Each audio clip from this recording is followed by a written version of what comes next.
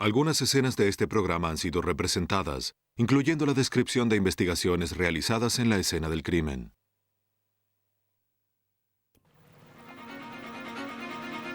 Unas vacaciones familiares resultan en tragedia cuando un yate se incendia cerca de las islas del sur de Alaska. ¡Chrissy! En medio de las llamas, madre e hija desaparecen. Cuando los restos salen a flote, la evidencia indica que no fue un accidente. En Alabama, una joven madre soltera desaparece repentinamente y deja atrás a su hijo. Mientras los investigadores buscan evidencia de un crimen, emerge un patrón de culpabilidad. Cuando los asesinos conocen a sus víctimas, se aprovechan de su cercanía para cometer el crimen perfecto. Pero aún los mejores planes dejan evidencias de una confianza traicionada.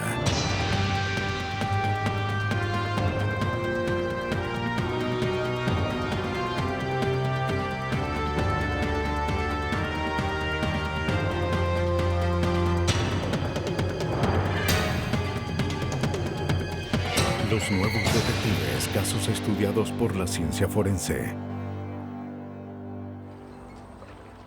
Confianza traicionada. Entre el Bosque Nacional Tongass y el Océano Pacífico, Sitka, Alaska, es un pintoresco pueblo pesquero al sureste del estado. Sus 9,000 habitantes llevan una vida tranquila en esta segura comunidad, donde el crimen es la última de sus preocupaciones. Estación aérea de Sitka, ¿en qué puedo ayudarle? El 4 de junio de 1996, el empresario Robert Meyer llama a la Guardia Costera para denunciar un accidente. Su yate de 15 metros se había incendiado. Su esposa e hija estaban desaparecidas. Todas las unidades, atención. Todas las unidades, atención. Todas las unidades, atención. En minutos comienza una operación de búsqueda y rescate.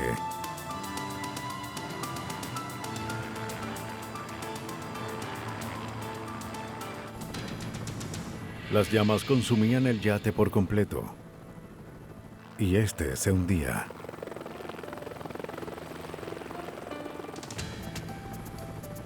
Aún en junio, el océano es frío en Alaska. Los rescatistas debían actuar rápido para salvar a Diana y a Chrissy Meyer. Los oficiales de la Guardia Costera notifican a la policía de Sitka sobre el accidente y la desaparición de madre e hija. El sargento Darryl Rice se dirige a la residencia de Meyer a fin de reunir información que ayudara a los cuerpos de rescate. Sí, adelante. Robert Meyer regresó a casa poco después de llamar a la Guardia Costera. Estaba cansado y consternado. Le dijo al oficial que había llevado a su familia de paseo cerca de las islas al norte del pueblo. Se marcharon 2 días antes. Se suponía que sería su última salida antes de que su hija Chrissy fuese a la universidad. El sargento Rice pregunta sobre el viaje. Me dijo que había sido un viaje perfecto y que no pudo ser mejor. Estaban pasándola muy bien. Meyer declara que cerca del amanecer olió humo que salía de la consola y que el suelo de la sala de máquinas estaba caliente. Pensando que había un incendio, Meyer dijo que corrió a sacar a su familia hacia un bote más pequeño, a salvo de las llamas. Voy a Vamos, revisar. Chrissy. Apresúrense.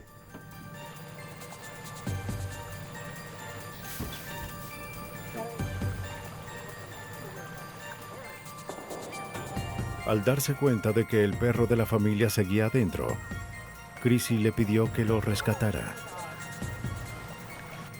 Oye, Daisy, ven aquí. Daisy. Daisy. Daisy, ven. Vamos, Daisy. Cuando regresó, su esposa e hija ya no estaban. Chrissy. Diana.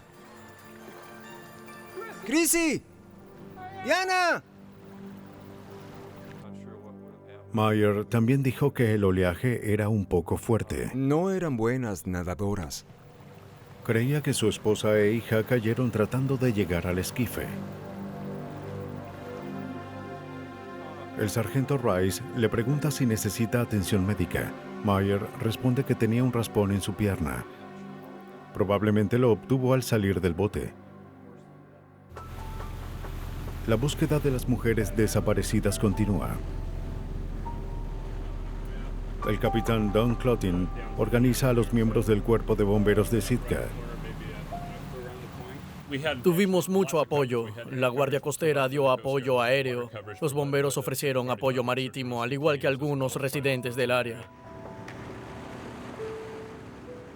Siguen la corriente buscando en agua y tierra a Diana y a Chrissy. Pero con cada hora que pasaba, la preocupación de los rescatistas aumentaba. Equipo Montaña 1, aquí Sierra 10. Si pueden ir hacia el este, realicen una búsqueda en la costa hacia la entrada. Cubran bien la costa. Nos desplazábamos. Buscábamos y enviábamos señales. El objetivo principal era encontrar a Diana y a Chrissy Meyers. Ese siempre fue nuestro objetivo. Estábamos enfocados en la búsqueda. Hicimos una búsqueda tipo 2 que es bastante profunda. Queríamos hallar cualquier tipo de evidencia y encontrar a personas en la playa.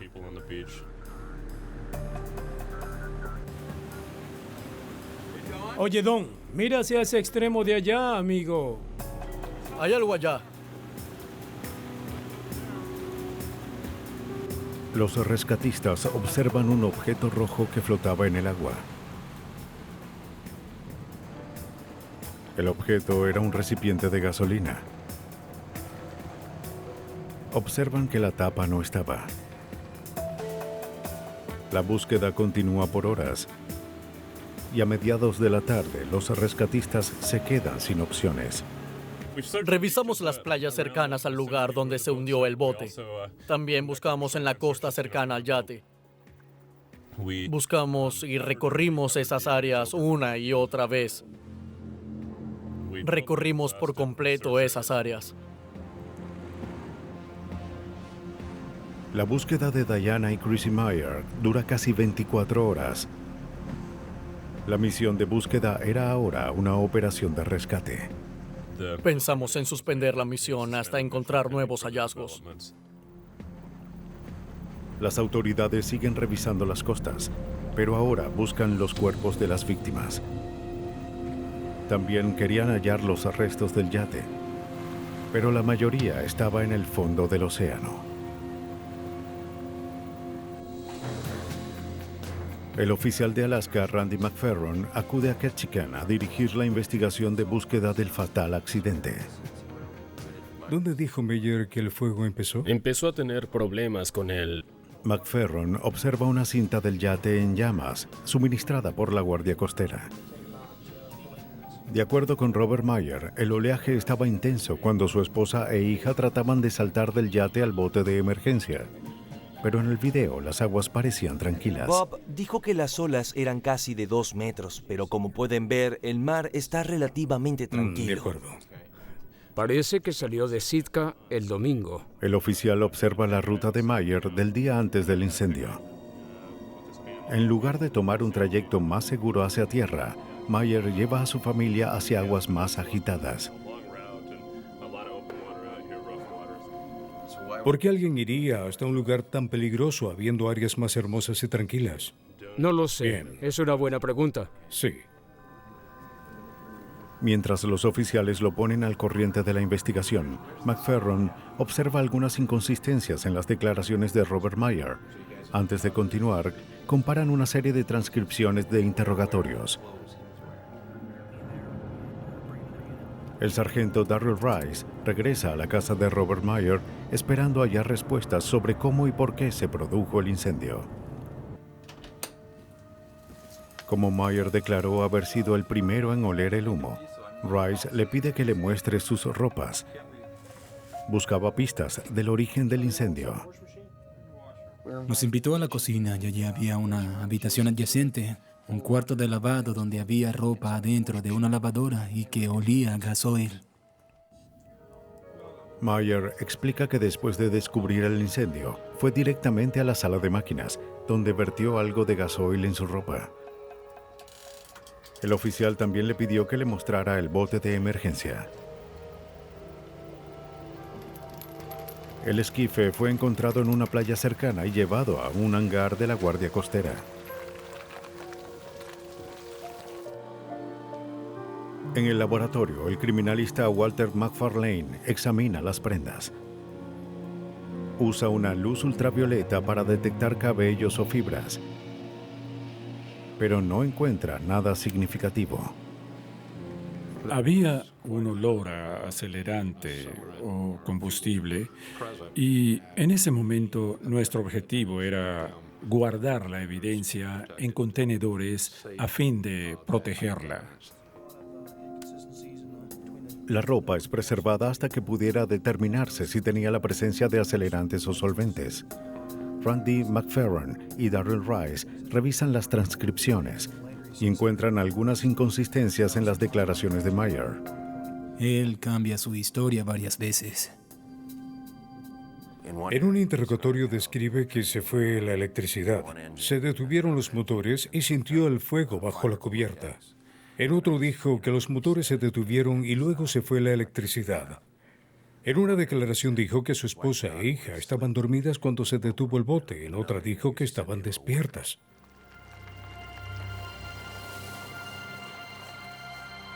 El día siguiente, McFerron esperaba aclarar algunas de las discrepancias hablando personalmente con Meyer. ¿Es Bob Meyer? Sí. Soy el sargento McFerron, de la policía. Quería saber si podíamos hablar un minuto. Pero Meyer de repente no quiso cooperar. Sí. Y se negó a hablar con el investigador. Quiero que mi abogado esté presente. Se negó a hablar a menos que su abogado estuviese presente. Más tarde, hicimos un breve interrogatorio de media hora con él y su abogado, hasta que terminó el interrogatorio y nos dijo que nos fuéramos. Como no tenían la cooperación de Meyer, los investigadores examinan su bote. El esquife de Meyer es fotografiado y examinado en búsqueda de daños, evidencias y manchas de sangre.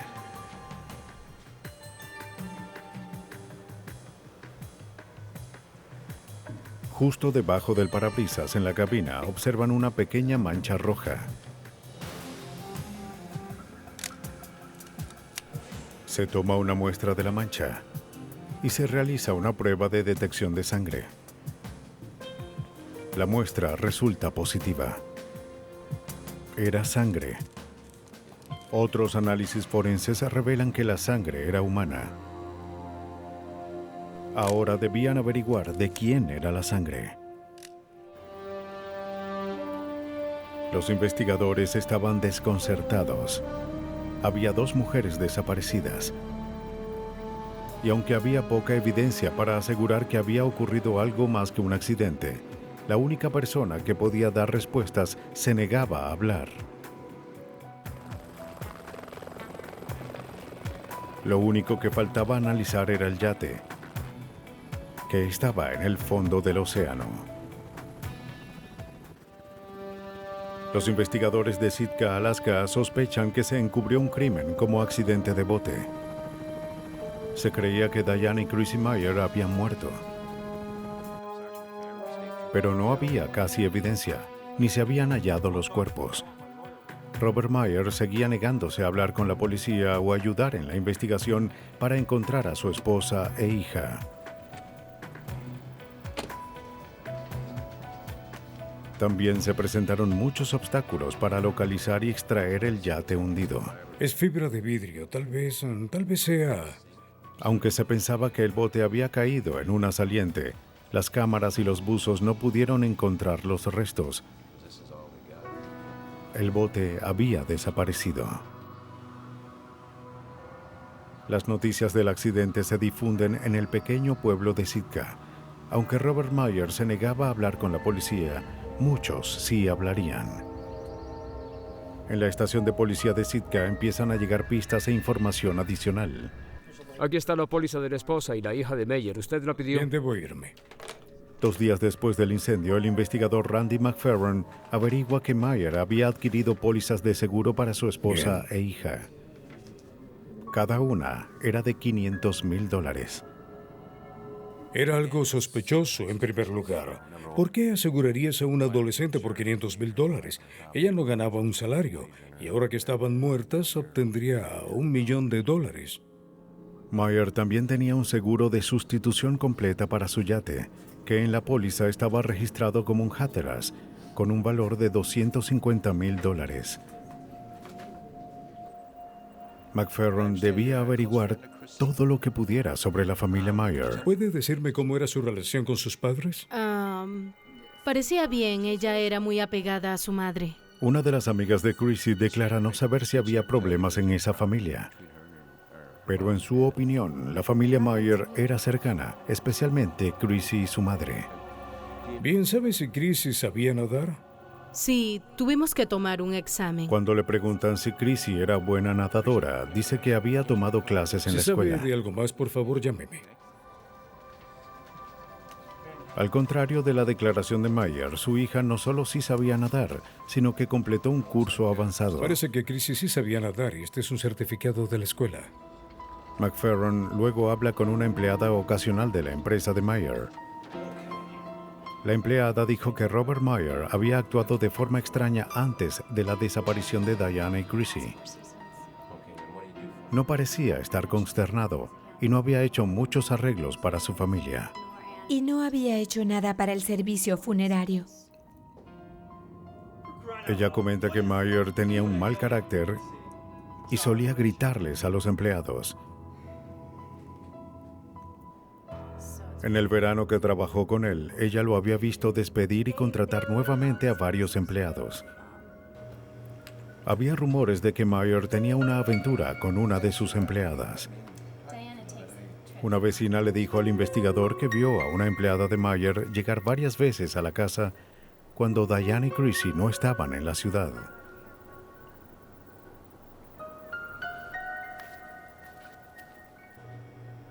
Dijo que la mujer solía quedarse hasta la mañana siguiente.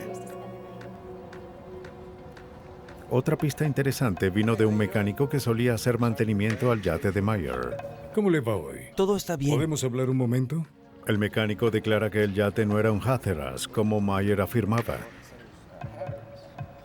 sino un yate más económico. Pero aunque era difícil de diferenciar la marca, no estaba en las mejores condiciones. De acuerdo. Este es el informe inicial. Con los rumores de una aventura y un posible fraude de seguros, la evidencia circunstancial que incriminaba a Robert Meyer iba en aumento. Pero sin nada concreto, los investigadores sabían que sería difícil probar su caso. Creían que la evidencia forense que necesitaban estaba en el fondo del mar, en los restos del yate. 2 semanas después del incendio, se analizan la ropa de Meyer y el recipiente vacío de combustible en el laboratorio de Anchorage. El criminalista Chris Beheim analiza las prendas al colocar una tira de carbón en la tapa de cada recipiente.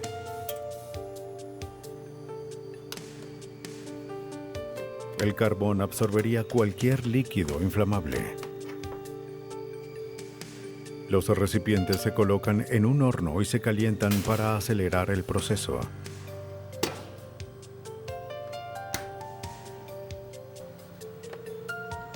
Luego Beheim utiliza un cromatógrafo de gases y espectrómetro de masas para separar los componentes y las mezclas complejas.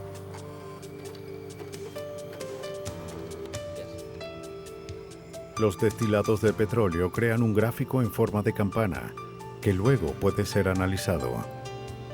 Beheim concluye que el solvente hallado en el lugar del incendio coincidía con el encontrado en la ropa de Meyer. Había 5 prendas de vestir para analizar en este caso. En 4 de ellas detecté la presencia de gasolina, sustancia similar al queroseno o gasoil. Los derivados del petróleo que encontré en el caso de Meyer eran pesados, no tan volátiles como la gasolina o un líquido más ligero, así que no se evaporarían tan rápido. Parecía que la evidencia en contra de Robert Meyer se acumulaba. Pero los investigadores creían que la evidencia física más contundente permanecía oculta bajo el fondo del océano. A menos de que recuperaran el yate, los investigadores sabían que tendrían poca posibilidad de probar su caso. Los detectives de Sitka, Alaska, luchan por descubrir la verdad tras un incendio que al parecer acabó con las vidas de 2 mujeres. La evidencia circunstancial indicaba un crimen y Robert Meyer se convertía en el principal sospechoso. Después de varios intentos fallidos de encontrar el yate incendiado, los investigadores no tenían pruebas físicas sólidas y el pequeño pueblo de Sitka no tenía los medios para recuperar los restos. 2 meses después del inicio de la investigación, Randy McFerron recibe un fax del Departamento de Caza y Pesca de Alaska. Supimos que un mini submarino estaría en el área haciendo trabajos de investigación, así que les preguntamos si podíamos trabajar con ellos durante un día y aceptaron. Después de 1 hora de búsqueda a una profundidad de 152 metros, McFerron encuentra lo que buscaba. La estructura y cubierta principal fueron completamente destruidas por el fuego. Pero el cuarto de máquinas y la plataforma de baño parecían intactos. A fin de no dañar los restos, McFerron contacta la Oficina de Alcohol, Tabaco y Armas y solicita los servicios del investigador de incendios George Barnes. Basándose en las imágenes tomadas desde el submarino, Barnes concluye que la mejor y quizás única forma de recuperar el bote es tratar de sacarlo con sus 2 motores de gasoil. Pero tenían que esperar hasta inicios de la primavera. La operación era muy peligrosa para ser llevada a cabo en invierno. Se planea el rescate para marzo del año siguiente. Usando un barco grúa de una compañía local y un vehículo teledirigido suministrado por la Marina estadounidense, los restos del bote son alzados hasta la superficie. El óxido y el agua causaron estragos en el yate. El bote estaba tan deteriorado que al principio no podíamos sacarlo del fondo. No había nada de dónde sostenerlo, pero lo logramos. George Barnes tuvo razón sobre los motores. El equipo de rescate pudo sostener el bote y alzarlo con mayor facilidad. Y al contrario de lo que dijo Meyer, el motor estaba intacto. Meyer dijo que el incendio empezó en el cuarto de máquinas y avanzó hasta cubrir toda la nave. Cuando recuperamos los motores, observamos que aún tenían pintura y en cantidades considerables. También notamos que había una manguera conectada a la toma de mangueras y que había un aislante en el cableado eléctrico. Con estas observaciones concluimos que el fuego no empezó en el cuarto de máquinas como lo declaró el señor Meyer. El investigador Barnes examina 3 trozos de la plataforma de baño encontrados. Creyó que con ellos podría probar que el incendio comenzó en otro lugar y no en el cuarto de máquinas. La madera parecía de teca y tenía patrones irregulares de incendio. El lado derecho o estribor de la plataforma estaba dañado por el fuego y el área cercana al bote también estaba deteriorada, pero la nave no presentaba daños en esa área. Si estaba en lo correcto y la madera era de teca, Barnes sabía que era difícil de incendiar. Si el fuego hubiese empezado en el cuarto de máquinas, la distancia entre este punto y la plataforma haría que las quemaduras halladas en la madera fuesen imposibles. Ya que este tipo de madera se consume con mucha lentitud, cuando el incendio hubiese llegado a la plataforma, esta hubiese estado sumergida y el daño habría sido mínimo. Randy McFerron analiza la madera para determinar de qué tipo era. Hola George, es Randy. Barnes tenía razón, la madera era de teca. Para probar su teoría, Barnes realiza un experimento. La madera no solo era difícil de incendiar, sino que la ubicación de la plataforma estaba solo a 15 centímetros encima del agua en condiciones tranquilas. El señor Mayer afirmó que el mar estaba de 1 metro a 1,5 metros cuando ocurrió el incendio. Y no nos pareció sorprendente, sino imposible, que la plataforma se hubiese deteriorado tanto con el fuego cuando suele estar bajo el agua durante esas oleadas. Los investigadores también sabían que sin cuerpos sería difícil descubrir la verdad sobre la muerte de ambas mujeres. En el laboratorio de Anchorage, Hein Hamilton trata de extraer ADN de una pequeña mancha hallada en el esquife de Mayer. La forense utiliza una nueva tecnología llamada en aquel momento reacción en cadena de polimerasa o PCR. Antes, un análisis de ADN requería que la mancha fuese al menos del tamaño de una moneda. El PCR o reacción en cadena de la polimerasa requería solo una mancha del tamaño de un punto. La muestra es mezclada con químicos, se calienta y luego se enfría a fin de romper, separar y copiar la doble hélice del ADN. Después de 32 ciclos de calor y enfriamiento, la reacción en cadena del nuevo ADN lo multiplica hasta llegar a millones, todos con marcas genéticas únicas.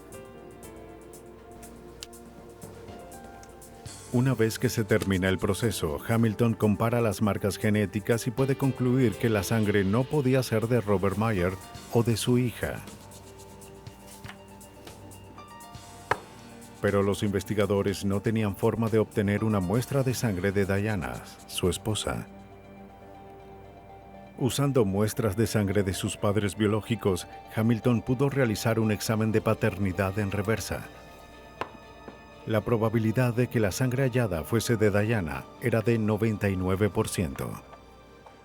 En una de sus primeras declaraciones, Mayer dijo que sí había sangre en el esquife, era de él. Él afirmó haberse cortado la pierna al entrar en el bote con el tanque de gas externo y que la sangre tenía que ser suya. McFerron creía que esta evidencia bastaría para arrestar a Robert Mayer. Aunque los cuerpos no habían sido recuperados, los investigadores pensaban que Mayer asesinó a su esposa y a su hija en algún momento durante ese fin de semana. Luego vertió gasolina en el yate y lo incendió deliberadamente para hacer que pareciera un accidente. Pero días antes de que Mayer tuviese que presentarse ante el gran jurado, sufrió un accidente de auto. Se fracturó el cuello y quedó paralizado del cuello hacia abajo. Cuando ocurrió, teníamos planes de presentar este caso ante el gran jurado de Sitka, pero tuvimos que esperar. Esperamos para ver si sobrevivía o no. Él sobrevive. Regresa a Sitka a enfrentar la audiencia en una silla de ruedas. El gran jurado acusa a Mayer de 2 cargos de asesinato en primer grado, 2 cargos de asesinato en segundo grado, incendio provocado, manipulación de evidencia y 2 cargos de esquema de fraude.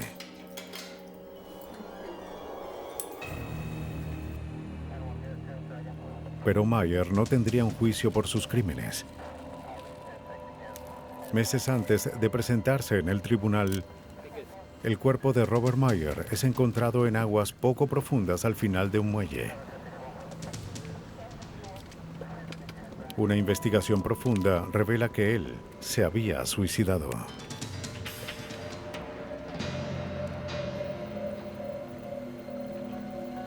Robert Mayer planeó y cometió con éxito los asesinatos de su esposa e hija. Pero al final, la evidencia que salió a flote probó su culpabilidad. En Alabama, los investigadores se enfrentan a una escena del crimen con muchas pistas, pero con pocos sospechosos posibles. Birmingham, la ciudad metropolitana más grande del estado, se enorgullece de su mezcla de sofisticación y tradicional hospitalidad sureña. En la mañana del 19 de mayo de 1992, un hombre se detiene en una de sus propiedades alquiladas. Planeaba reparar la valla rota de su inquilina Candace Brown. Cuando llega, observa el vidrio de una ventana rota. También nota una línea telefónica cortada. Preocupado por la seguridad de la joven madre soltera, se dirige a la puerta para saber si está bien. ¡Candace! Pero nadie parecía estar en casa. ¡Candace! Inmediatamente va a la casa de un vecino y llama a la policía.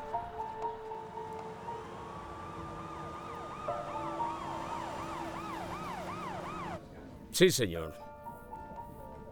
Cuando los oficiales llegan, observan a un niño de 2 años sentado solo en una habitación. Pero no había señales de Candace.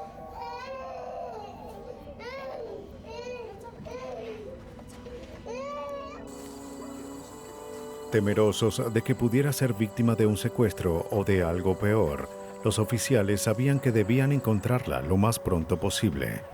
Detectives y voluntarios proceden a buscarla en el vecindario en el bosque cercano. La unidad canina también ayuda a buscar a la joven madre. Mientras continuaba la búsqueda, se analiza la casa de Candace en búsqueda de pistas. ¿Encontraste algo? No, solo pequeñeces. Aunque la línea telefónica estaba cortada y la ventana rota, dentro no había nada que indicara robo ni señales visibles de lucha. Esto desconcierta al detective Steve Corbin. Adentro encontramos muy poca evidencia. No había desorden en la casa. No parecía que hubiese objetos desaparecidos. Afuera, los forenses fotografían y guardan los fragmentos rotos de vidrio. La ventana rota fue el punto de entrada. Y había otra posible pista. Oiga, detective, creo que hallé algo. Había una huella de zapato en uno de los fragmentos que tenía marcas visibles.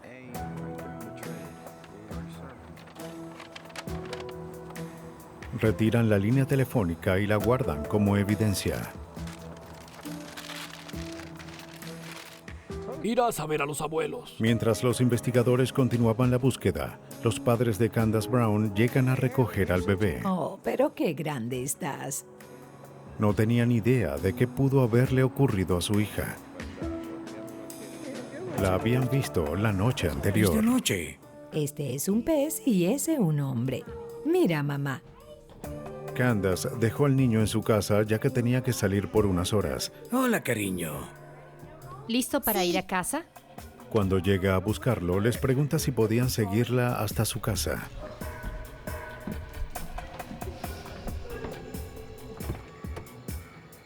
Sus padres dicen que ella parecía nerviosa últimamente. Hace una semana hubo un robo en su casa y tenía miedo de entrar sola allí con su hijo.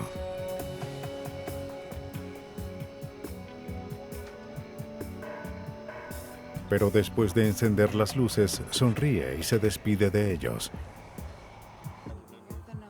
Los padres de Candace le dicen a los detectives que su hija era extrovertida y servía como voluntaria en una iglesia. Visitaba a menudo una prisión de mínima seguridad conocida como Granja Penal, donde atendía a los convictos. Mientras los oficiales trataban de hablar con el padre, Corbin interroga a los vecinos. Una vecina dijo que vio algo sospechoso.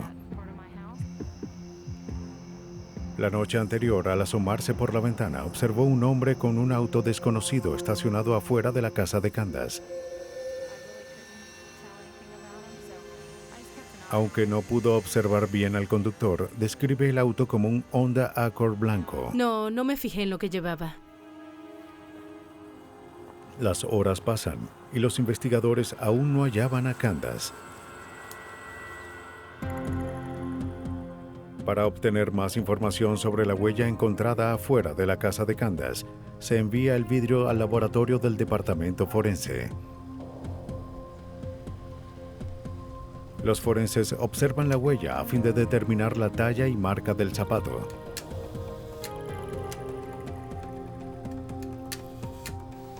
También se examinan los cables de la línea cortada. Los técnicos esperaban que esta evidencia los ayudase a identificar el tipo de herramienta utilizada para cortar el cable. Como los resultados aún no eran concluyentes, el detective Corbin va a la granja penal. Los padres de Candace le dieron el nombre de un convicto que era amigo de ella. El sujeto le dijo al detective que él y Candace fueron a la secundaria juntos. Absolutamente, por supuesto, allí fue donde se conocieron. Candace solía ir a la granja penal a visitarlo. Hola, ¿cómo estás? Yo bien. Tenía años sin verte. El sujeto también dijo que le presentó otro convicto a Candace. Michael Land se presentó a 2 reuniones que tuvo con ella y parecía interesado en su ministerio y deseo de ayudarlos a integrarse nuevamente. Sí, claro, hay que... También declaró que como Michael había sido liberado, le pidió que cuidara de Candace por él. Sí, solo espero que puedan encontrarla porque... El detective Corbin revisa los antecedentes de Land y descubre que había estado en prisión. Candace Brown aún seguía desaparecida y el tiempo avanzaba, pero los detectives creían tener una posible pista. Así que deciden buscar a Michael Land. Los detectives de Birmingham, Alabama, investigaban la sospechosa desaparición de Candace Brown. Habían pasado más de 2 días y las esperanzas de encontrar a la joven madre con vida disminuían. Ahora, el sospechoso más prometedor era un convicto llamado Michael Land, a quien Candace visitaba en prisión. El detective Steve Corbin localiza a Land, quien trabajaba en una compañía local de construcción. Le dijimos que Candace Brown había desaparecido y que nos gustaría hablar con él sobre eso. No le dijimos que era sospechoso, solo que pensábamos que podía ayudar. Michael Land acepta acompañar al detective a la estación de policía. Mientras era grabado, Michael Land explica cómo conoció a Candace Brown en la granja penal. Estaba en la granja penal en ese tiempo. Dijo que un amigo de ambos los había presentado y que habían desarrollado una amistad. También dijo que fue a visitarla después de salir en libertad. Solo vine a verte, así que... ¿Hablaste con...? Bueno, hablamos y formamos una amistad. Mientras seguía siendo grabado, Land niega tener alguna idea del paradero de Candace. En la noche de su desaparición, Land afirma haber estado en la casa de su novia. Dijo que durmió afuera de su casa en su auto esa noche y que no se acercó a Candace. Yo pasaba a ver a su hijo. Pero en un momento del interrogatorio, el detective observa algo sospechoso. Mientras Land hablaba, cruzaba las piernas. El diseño de la suela de sus zapatos era similar a la huella encontrada en el fragmento de vidrio. Para descartar a Land como sospechoso, el detective le pregunta si podía examinar el resto de su ropa. En verdad, no veo de qué sirve todo esto, pero está bien. Mientras Land se cambiaba de ropa, el detective manda a confirmar su historia. Un oficial se dirige a la casa de la novia de Land. Ella afirma no haber visto a Michael Land el día anterior y que no tenía idea de que él había dormido en el auto afuera de su casa. Se envían los zapatos y la ropa de Land al laboratorio donde son analizados.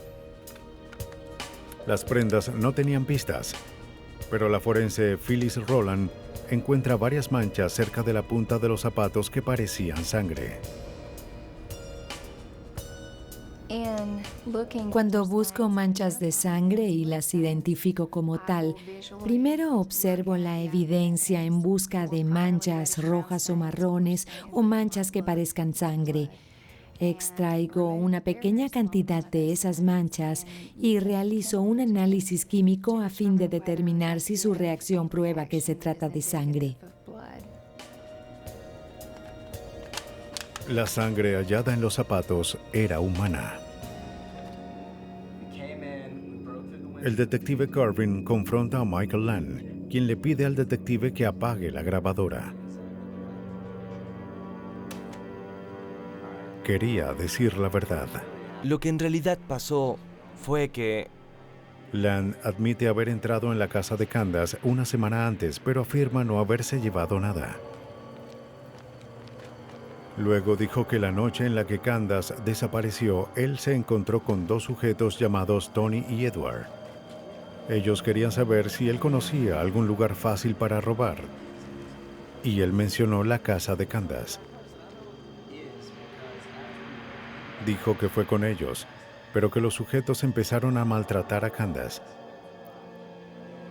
Confiesa que la sangre llegó a sus zapatos cuando uno de los sujetos golpeó a Candace en el rostro. Pero que cuando las cosas empezaron a ponerse violentas, se asustó y se fue. Tenía una respuesta para todo hasta que empezamos a mostrarle que había inconsistencias en sus declaraciones. Pero luego inventaba algo para justificarse. Dijo que uno de los sujetos la golpeó y ella cayó en el suelo y sangró. Pero le dijimos, no hallamos sangre en el suelo. Aún había esperanzas de que Candace siguiera con vida. Los investigadores le piden a Land las llaves de su auto. Sin saber lo que encontrarían, piden el permiso del fiscal de distrito para abrir la maleta. Como Land seguía en la estación, los detectives examinan el auto. Adentro de la maleta hallan un par de pinzas y un arma calibre .45. Pero ninguna señal de Candace. El auto es incautado mientras esperan una orden oficial. Los detectives tenían suficiente evidencia para detener a Land durante 48 horas, mientras procesaran la evidencia y se emitiera una orden de arresto. Aún no sabían qué le había ocurrido a Candace, pero temían lo peor. Llegamos a la conclusión de que probablemente estaba muerta, pero no teníamos idea de dónde buscarla. Él no admitió haberla lastimado, y su única relación con el hecho fue que estuvo allí con dos sujetos. La mañana siguiente, dos jóvenes que no habían ido a la escuela caminaban cerca de la montaña Ruffner. Hacen un terrible hallazgo.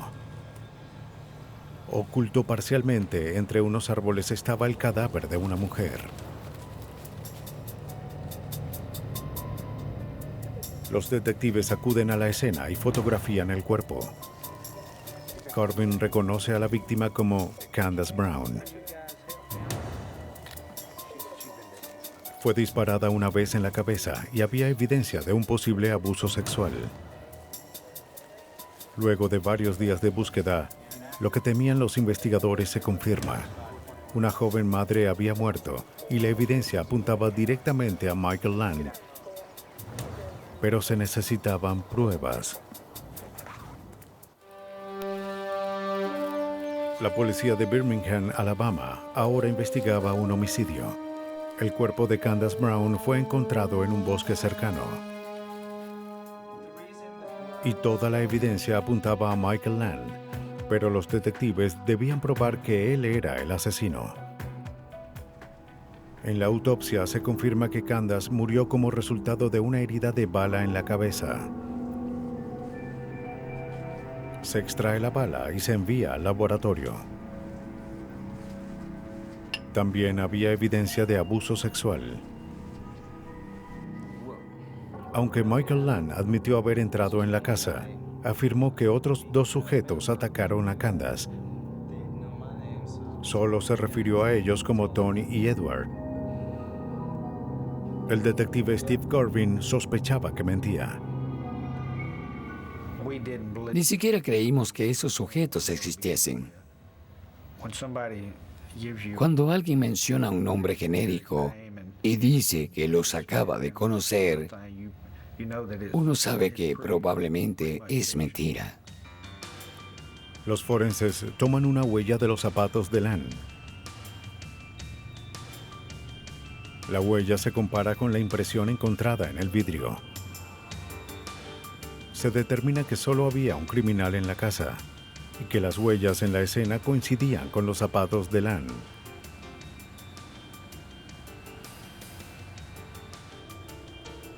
En el laboratorio, Phyllis Rowland examina las prendas que Candace llevaba para determinar dónde fue asesinada. Examiné la camisa que Candace Brown llevaba y observé las manchas de sangre que estaban allí y determiné que recibió el disparo donde fue encontrada. También revisé la parte de atrás de la camisa y hallé una mancha biológica que resultó ser semen. Se analiza la mancha en búsqueda de ADN. Usando el método ya disponible de la huella genética, Rowland determina que la mancha de sangre en el zapato de Lan era de Candace Brown. La mancha de semen también coincidía con el ADN de Michael Lan. Lo único que faltaba confirmar era si el arma encontrada en la maleta del auto de Lan era el arma utilizada para asesinar a Candace. Los expertos en balística analizan el arma calibre .45.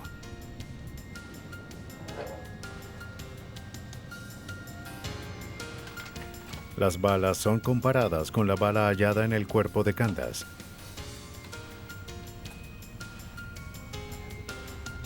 Coincidían. Confrontado con toda la evidencia, Michael Lan es arrestado. ¿Qué más quieren que les diga?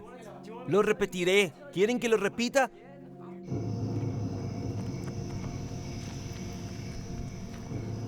Los detectives determinan que Lan estaba solo esa noche.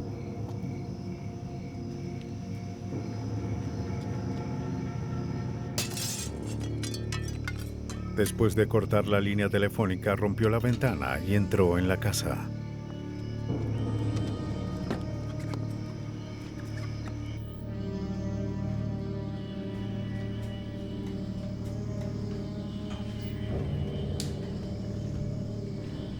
Luego secuestró a Candace Brown, ¡Oye! mientras su hijo de 2 años aún dormía. ¿Pero qué haces? Todo estará bien. Ven, vamos. Vamos. Como el asesinato fue cometido durante un secuestro y un robo, Michael Jeffrey Lan es acusado de 2 cargos de asesinato y sentenciado a muerte. Hay asesinos que se aprovechan de la confianza de sus víctimas para atacar. Pero para los detectives e investigadores, esa traición de confianza es la evidencia que puede ayudarlos a llevar a estos criminales ante la justicia.